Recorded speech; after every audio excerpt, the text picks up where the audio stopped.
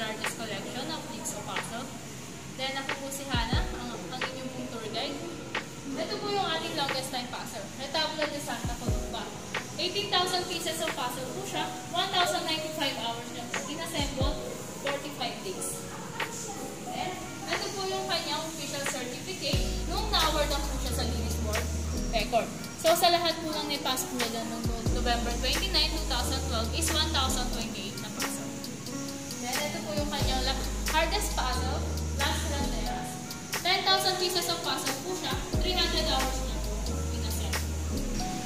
And ito po yung kanyang first puzzle, 5,000 pieces of puzzle po siya, 70 hours naman po na inassemble. Then ito po first puzzle niya is from Hong Kong. Then kaya po siya Mickey Mouse, then regalo niya po sa kanyang anak na lalaki.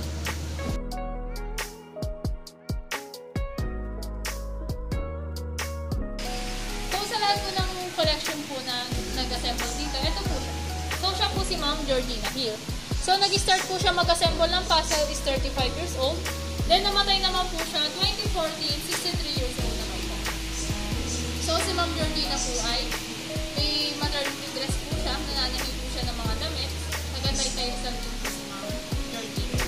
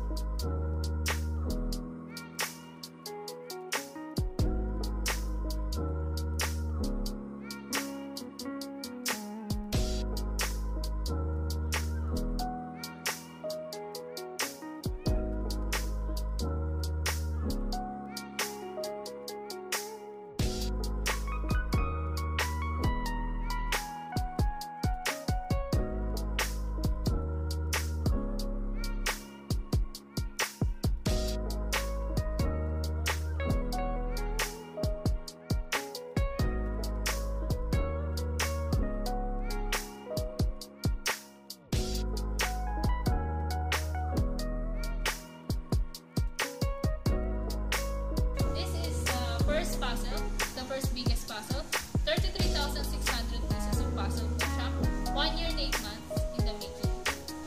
Then the second biggest, 32,000 pieces of puzzle, 4 months. And the last piece of Ma'am Georgina, the third biggest, 24,000 pieces of puzzle, 6 months in the making.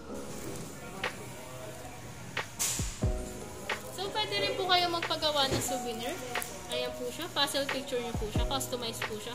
Kayo din po ang bahala kung pipili po kayo ng inyong pictures. Ayan po siya.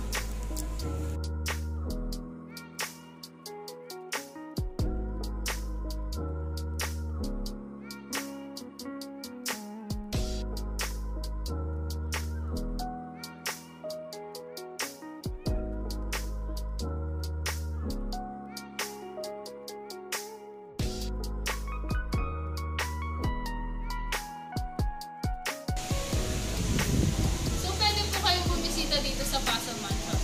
So, located po siya sa Radar.